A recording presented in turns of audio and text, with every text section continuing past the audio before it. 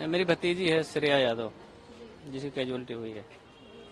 तो क्या पता लगा आपको, क्या जानकारी मिली? देखिए, मुझे अधिकृत तौर पे तो ना कोचिंग सेंटर से कोई जानकारी मिली, ना प्रशासन या पुलिस की तरफ से कोई फ़ोन आया। लेकिन मैं न्यूज़ देख करके खुद ही जा करके वहाँ पे अप्रोच किया। तो वहाँ पहुँचने के बाद डीसीपी साहब थे मेरे ख्याल से। जब नाम पूछा उन्होंने मेरा, मैंने बच्ची का नाम बताया, तो बोले कि एक बार आप जो है आरएमएल में जाकर देख लीजिए। तो रात तकरीबन 2:30 बजे मैं यहाँ आ गया था। तो मोचरी में 3 बच्चों की डेड बॉडी रखी थी, 2 बेटियाँ थीं और एक लड़का था। तो उससे मैंने कहा कि मैं एक बार मुझे चेहरा दिखा दो, मैं पहचान लूँ। तो बोला सर ये पुलिस केस है, हम दिखा नहीं सकते। फिर बोला एक पेपर है मेरे पास, आप उसको देखना चाहें देख लें। तो उनमें 3 बच्चे थे, एक श्रेया यादव भी नाम लिखा हुआ था। तो फिर मेरी इतनी हिम्मत नहीं हो रही थी मैं उसके अंदर जाकर देखूँ भी, मेरी स्थिति ऐसी नहीं थी। फिर मैं बाहर आके गाड़ी में बैठ गया। फिर सुबह तकरीबन 6 बजे 6:30 बजे के बाद दोबारा गया मैं। तो मैंने कहा भैया आप तो दिखा दो, रात में तो आप मना कर रहे थे, रात में नहीं दिखा सकते। तो बोले अभी जब तक पुलिस नहीं आएगी, आईओ नहीं आएंगे, तब तक हम नहीं दिखा सकते। तो मैंने कहा चलो कोई बात नहीं, इतनी बात मेरी इनसे हुई।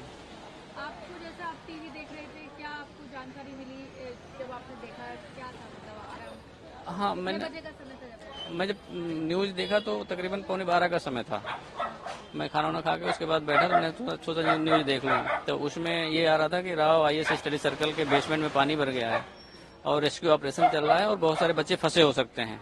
करीब 20-22 बच्चे बाहर निकाले गए हैं। तो उसमें फिर कैजुअलिटी की एक आ गई खबर कि एक बच्ची की कैजुअलिटी हो गई।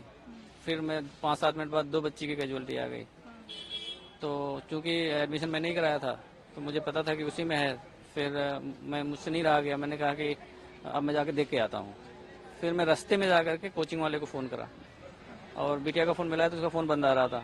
तो कोचिंग वाले को फ़ोन मिला, एक बंद आ रहा था। एक दूसरा नंबर मैंने मिला, दूसरा मिल गया डीपी सिंह कोई है।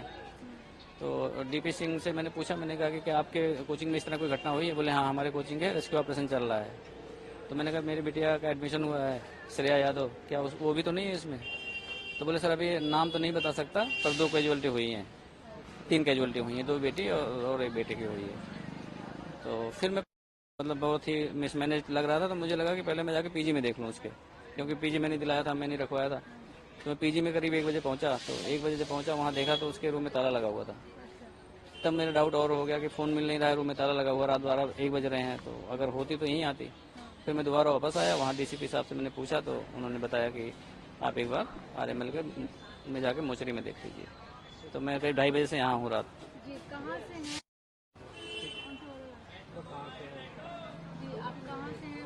बच्ची की उम्र कितनी थी? मैं मूल रूप से अम्बेडकर नगर डिस्ट्रिक्ट है, पहले वो फैजाबाद अयोध्या था और अभी अम्बेडकर नगर है।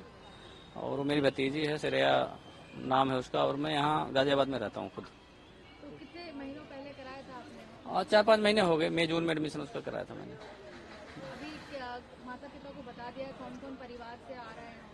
नहीं, आने का तो कोई नहीं आएगा परिवार से जो अम्बेडकर नगर में है। यहाँ पे मेरी सिस्टर रहती हैं और मेरी धर्मपत्नी खुद हैं। बाकी जो मेरा और सर्कल के लोग हैं, मेरा भतीजा रहता है, तो लगभग आधी फैमिली यहीं है, वो सब लोग आ रहे हैं। बाकी गांव वाले जो आने के कारण मैंने उनको मना कर दिया कि हम वापस वहीं आएंगे। क्या कहेंगे, क्योंकि काफी उम्मीदों से आपने आईएएस बनने के लिए भेजा था और ये खबर सुनने को मिली, तो क्या कहेंगे? देखिए मैम, ऐसा है कि इस तरह की घटनाएं जब होती हैं, मतलब किसी वजह से किसी की जान चली जाए, बिना किसी कारण की जान चली जाए किसी की, मतलब बदइंतजामी से, और एक जान की कीमत तो वो जानता है जो माँ बाप जिस बच्चे को पैदा करते हैं, पालते पोसते हैं, बड़ा करते हैं, तो उसकी पीड़ा तो वही जानते हैं। अब जो सिस्टम की जिम्मेदारी है वो सिस्टम को अपनी जिम्मेदारी को लेना चाहिए।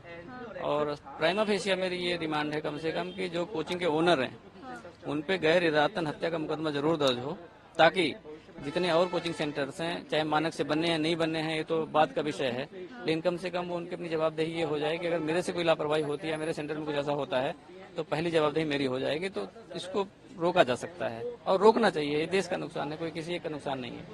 जैसे आपने एडमिशन कराया था तो आपने देखा था कि जैसी व्यवस्था वहाँ पर है बेसमेंट में से कोई आता है, मान लो मैं यूपी से आ रहा हूँ या बिहार से आ रहा हूँ, तो वो कोई मानक नहीं चेक करता है।